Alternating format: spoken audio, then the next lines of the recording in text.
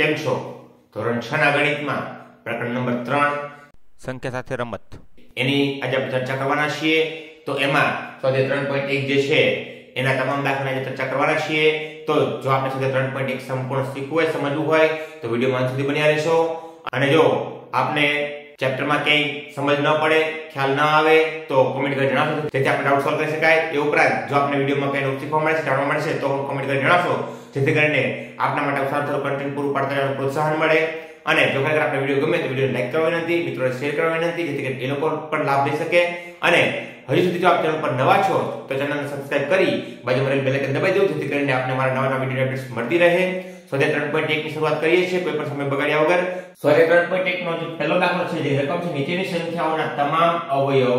લખો. આપણને સંખ્યાઓ આપવામાં આવી છે એના આપણે અવયવ લખવાના છે. તો સૌથી પહેલા આપણે અવયવ લખતા પહેલા અવયવ છે શું એની આપણે જાણકારી મેળવી લઈએ. તો ખરેખર અવયવ શું છે? તો અવયવ એ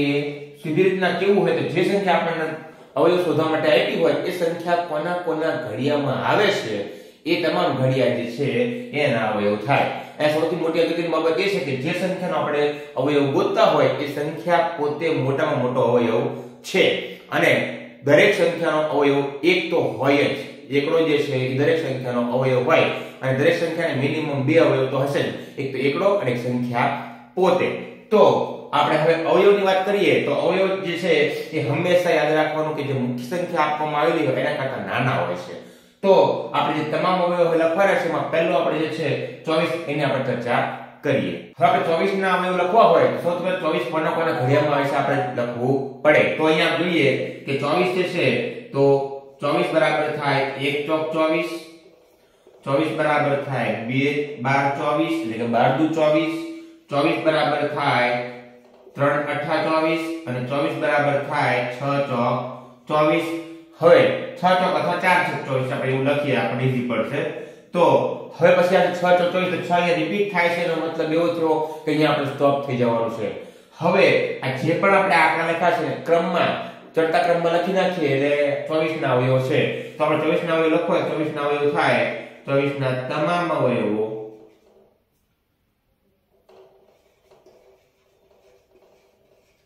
શું થશે? અહીં શોધ કરશું 1 2 3 4 6 8 12 અને 24. 1 2 3 4 6 8 અને 24 આટલા થશે. બરાબર? આટલા 24 ના અવયવ, આટલા એના અવયવ થશે. તો આવી રીતના અવયવ લખવામાં આવે છે, અવયવ ગોતવામાં આવે છે. ખૂબ ઈઝી રીત છે. ત્યારબાદ 15 જોઈએ તો 15 માટે લખી શકાય કે 15 એટલે 1 15 15 અથવા 15 એકા 15. બેના ઘડિયામાં 15 આવશે નહીં. ત્યારબાદ 15 થશે 15 એટલે 3 પંચા 15. ત્યારબાદ ફરી પાછું 5 તરી 15 છે પણ 5 એકવાર અહીંયા આવી ગયા છે, એનો મતલબ અહીંયા આપણે સ્ટોપ થઈ જવાનું છે, આપણે આગળ વધવાનું નથી. તો 15 ના અવયવ શું થશે? તો 15 ના તમામ અવયવ આપણને મળી જાય છે. કયા કયા? 1 3 5 અને 15. 1 3 5 અને 15. ખૂબ જ સહેલું છે, આવડે એવું છે. માત્ર જે સંખ્યાનો અવયવ ગોતવાનો છે કોના ઘડિયામાં આવે એ આપણે એકવાર ફાઇન્ડ આઉટ કરી લઈએ એટલે આપણને તમામના અવયવ મળી જાય છે. ત્યારબાદ છે 21. તો 21 આપણે જાણીએ છીએ કે 21 એકા 21, ફરી પાછું 21 માટે 3 સત્તા 21, એટલે બેના ઘડિયામાં 21 આવશે નહીં. 4 ના ઘડિયામાં પણ ના આવે, 5 ના ઘડિયામાં પણ ના આવે, 6 ના ઘડિયામાં પણ ના આવે. 7 તરી 21 થાય તો 7 ફરી વાર અહીં આવી ગયા છે, તો અહીંયા સ્ટોપ થઈ જવાનું છે. મતલબ અહીંયા આપણા અવયવ છે પૂર્ણ થાય છે. તો 21 ના અવયવ કયા? તો 21 ના તમામ અવયવો, 21 ના તમામ અવયવ કયા આવશે? તો 1 3 7 અને 21. આ 1 3 7 અને 21 આ 21 ના અવયવો થશે. આવી રીતના 21 ના અવયવ ગોતવાના તમામ સંખ્યાના અવયવ આ રીતના ગોતી શકાય છે. ત્યારબાદ 27 ની વાત કરીએ તો 27 માટે થશે 27 એકા 27. ત્યારબાદ 27 માટે બીજું થશે, બેના ઘડિયામાં 27 ના આવે, 3 ના ઘડિયામાં આવે, 3 નવા 27. ત્યારબાદ 27 માટે જોઈએ તો 4 ના ઘડિયામાં નહીં આવે, 5 ના ઘડિયામાં ન આવે, 6 ના ઘડિયામાં નહીં આવે, 7 તરી 7 ના ઘડિયામાં ન આવે, 8 ના ઘડિયામાં ન આવે, 9 ના ઘડિયામાં આવે. 9 એકવાર રિપીટ થઈ ગયો છે, મતલબ હવે 27 ના કોઈ અવયવ છે મળવા પાત્ર નથી. તો 27 ના જે અવયવ છે, 27 ના તમામ અવયવ બરાબર શું થશે? તો 1 3 9 અને 27 આ ચારે ચાર જે અવયવ છે એ 27 ના અવયવ થશે ત્યારબાદ 12 છે 12 ના અવયવ શોધવાના કીધા છે તો 12 માટે આપણે લખીએ કે 1 12 એકા 12 ત્યારબાદ 12 માટે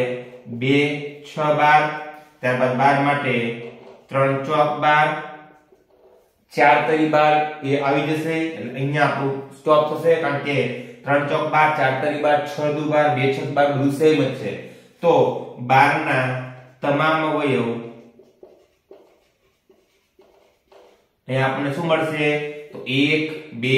3 4 6 અને 12 1 2 3 4 6 અને 12 આટલા આપણને 12 ના અવયવ મળે છે ત્યારબાદ છે 20 તો 20 માટે આપણે અવયવ ગોતીએ તો 20 એટલે 20 એકા 20 આ પહેલો અવયવ 20 માટે બીજો અવયવ થશે 2 દાન 20 ત્યારબાદ 3 ના ઘડિયામાં નહીં આવે 4 ના ઘડિયામાં 20 આવે એટલે 20 બરાબર થશે 4 પંચુ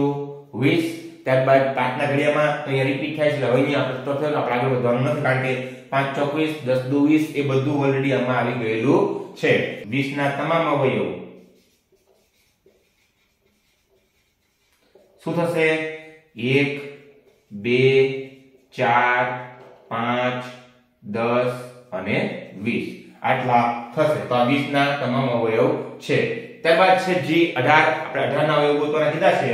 તો 18 માટે પહેલું થશે 18 એકા 18 ત્યારબાદ બીજું થશે 18 બરાબર થશે 2 નવા 18 ત્યારબાદ 3 માં થશે 3 ના ઘડિયામાં 18 આવે આપણે જાણીએ છીએ 3 6 18 4 ના ઘડિયામાં 18 નહીં આવે 5 ના ઘડિયામાં 18 નહીં આવે 6 ના ઘડિયામાં 18 આવશે પણ અહીંયા 6 ઓલરેડી એકવાર આવી ગયા છે એટલે રિપીટ થઈ ગયા છે મતલબ અહીંયા આપણે સ્ટોપ થઈ જવાનું છે 9 દુ 18 પણ એ પ્રમાણે આવશે તો 18 ના તમામ અવયવ આપણને શું મળે છે તો 18 ના તમામ અવયવ બરાબર આ 1 2 3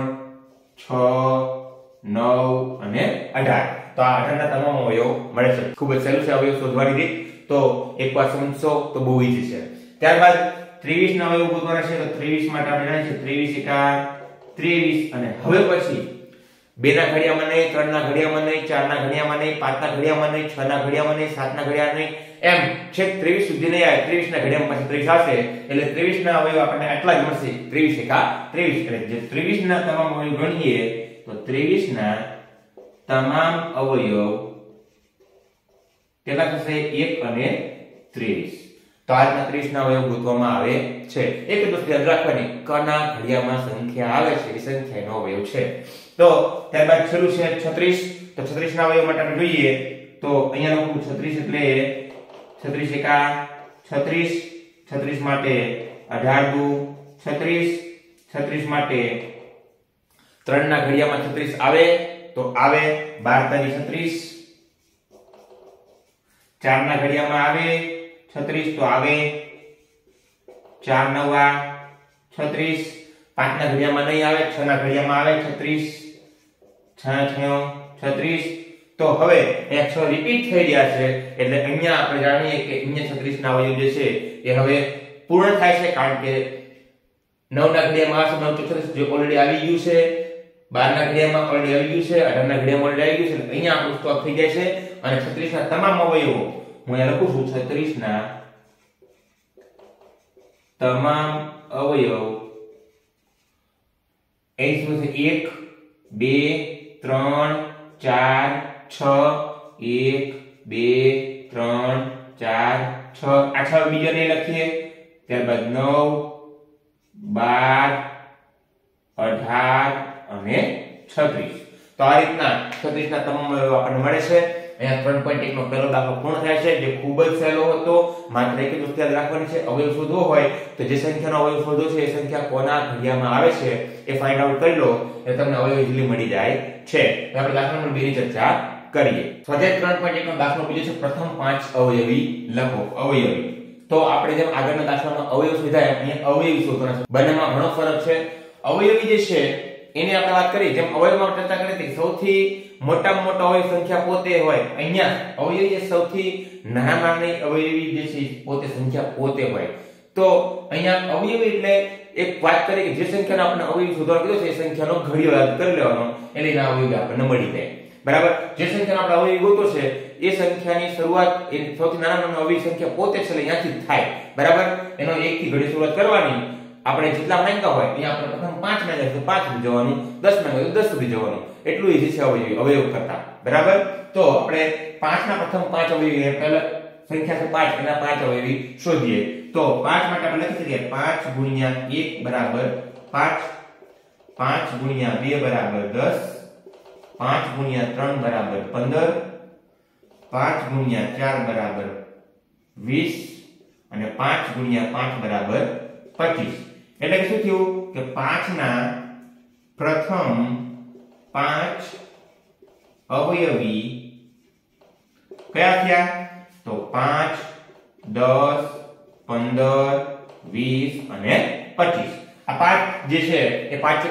5 ના અવયવી થયા તો સમજશો કે 5 જે છે સૌથી નાનો અવયવ કયો છે સંખ્યા પોતે થઈ બરાબર અને એનો આપણે ઘડિયો યાદ રાખવાનો ત્યારબાદ છે 8 ના 5 અવયવી લખવાના છે તો આપણે 8 માટે લખી શકીએ 8 ગુણ્યા 1 એટલે 8 8 ગુણ્યા 2 16 8 ગુણ્યા 3 24 8 ગુણ્યા 4 32 અને 8 ગુણ્યા 5 40 એટલે કે 8 ના પ્રથમ 5 અવયવી શું થશે તો 8 16 24 32 અને 40 થશે ખૂબ જ સહેલું અને આવડે એવું સ્વાધ્યાય છે ત્યારબાદ 9 ના પ્રથમ 5 અવયવી ગોતવાના છે તો 9 માટે આપણે લખીશું 9 ગુણ્યા 1 એટલે 9 9 ગુણ્યા 2 18 9 ગુણ્યા 3 27 9 ગુણ્યા 4 36 9 ગુણ્યા 5 45 તો 9 ના પ્રથમ 5 અવયવી શું થશે તો 9 18 27 36 અને 45 તો આવી રીતના અવયવી શોધી શકાય છે ખૂબ જ ઈઝી છે આવડે એવું છે માત્ર જે સંખ્યાનો અવયવી શોધો છે એને ઘડિયો જ આપણે યાદ રાખવાનો છે તો 3.1 નો દાખલો બીજો પૂર્ણ થાય છે હવે આપણે દાખલો 3 ની ચર્ચા કરીએ સ્વાધ્યાય 3.1 નો દાખલો ત્રીજો છે ઊભી હરોળ 1 ની સાથે ઊભી હરોળ 2 ને જોડો એટલે કે જોડકું જોડવાનું છે ઊભી હરોળ 1 છે એમાં 35 15 16 20 અને 25 આપ્યા છે ત્યારે ઊભી હરોળ 2 માં 8 નો અવયવી 7 નો અવયવી 70 નો અવયવી 30 નો અવયવ 50 નો અવયવ અને 20 નો અવયવ આવું આપણને આપેલું છે આપણે સાચું જોડકું જોડવાનું છે તો પહેલું છે 1 35 તો 35 જે છે એ આમાં જોઈએ તો સૌથી પહેલા 8 નો અવયવી તો છે જ નહીં 7 નો અવયવી છે 70 નો અવયવી નથી 30 નો અવયવ નથી 50 નો અવયવ પણ નથી 20 નો અવયવ પણ નથી તો અહીંયા આવશે b એટલે કે પહેલા સામે આવશે b અહીંયા હું વચ્ચે સાચો જવાબ લખી રહ્યો છું 15 તો 15 જે છે આમાં જોઈએ તો 30 નો અવયવ 15 થાય બરાબર 30 નો અવયવ છે 15 થાય કારણ કે આપણે જાણીએ 30 છે એ 15 ના ઘડિયામાં આવશે એટલે અહીંયા આપણે જવાબ મળશે d 15 જે છે 30 નો અવયવ થશે ત્યારબાદ છે 16 તો અહીંયા 8 નો અવયવી 16 થશે કારણ કે 8 ના ઘડિયામાં 16 આવે છે એટલે 8 નો અવયવી ગણીએ તો 8 16 8 તરી 24 8 32 એ પ્રમાણે જોઈએ તો 16 જે છે એ 8 નો અવયવી થશે ત્યારબાદ 20 છે એ 20 પોતાનો અવયવ છે એટલે અહીંયા આવશે f અને 25 એ 50 નો અવયવ છે કારણ કે 50 નો અવયવ પાડશું તો કે 25 જે છે 25 ના ઘડિયામાં 50 આવે છે એટલે અહીંયા જવાબ આવશે e 25 ની સામે આવશે e તો આ રીતના ખૂબ જ સરળ જોડકું હતું એ જોડકું આપણે જોડ્યું એટલે કે ઊભી હરોળ 1 ને ઊભી હરોળ 2 સાથે જોડેલી છે ખરેખર અહીંયા વચ્ચે સાચો જવાબ અહીંયા વચ્ચે લખેલો છે મેં આ જવાબ છે એ જોઈ લેજો બરાબર અને ખૂબ જ ઈઝી સ્વાધ્યાય હતું નાનું એવું સ્વાધ્યાય હતું તો અહીંયા સ્વાધ્યાય 3.1 સંપૂર્ણ પૂરું થાય છે આશા રાખું છું સ્વાધ્યાય 3.1 આપને સંપૂર્ણ સમજાઈ ગયું હશે તેમ છતાં કોઈ ડાઉટ કે ક્વેરી છે તો કોમેન્ટ કરી જણાવશો જેથી કરીને આપણે ડાઉટ સોલ્વ કરી શકાય એ ઉપરાંત જો ખરેખર આપણે વિડિયોમાં નવું કંઈ શીખવા કે જાણવા મળ્યું છે તો પણ કોમેન્ટ કરી જણાવશો જેથી કરીને અમને આપના માટે સારું કન્ટેન્ટ પૂરું પાડતો રહેવાની